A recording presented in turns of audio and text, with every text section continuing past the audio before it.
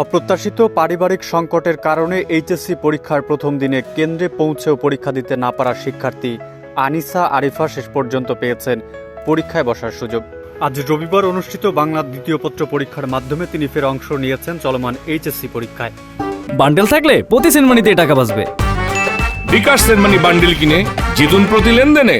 মা হঠাৎ অসুস্থ হয়ে পড়ায় তাকে হাসপাতালে নিয়ে যেতে হয় আনিশাকে। চিকিৎসা নিশ্চিত করে যখন তিনি পরীক্ষা কেন্দ্রে পৌঁছান ততক্ষণের সময় পেরিয়ে গেছে নির্ধারিত সীমা। ফলে নিয়ম অনুযায়ী তাকে ওই পরীক্ষায় অংশ নিতে দেওয়া হয়নি।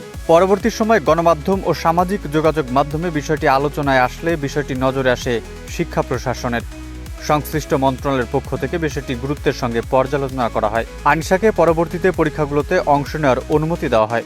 আনিশা জানিয়েছেন তিনি বাংলা দ্বিতীয় পত্রের জন্য প্রস্তুতি নিয়েছেন এবং যথাসময় পরীক্ষা কেন্দ্রে গিয়ে পরীক্ষা দিয়েছেন। তার মা ও কলেজ কর্তৃপক্ষ বিষয়টি নিশ্চিত করেছেন।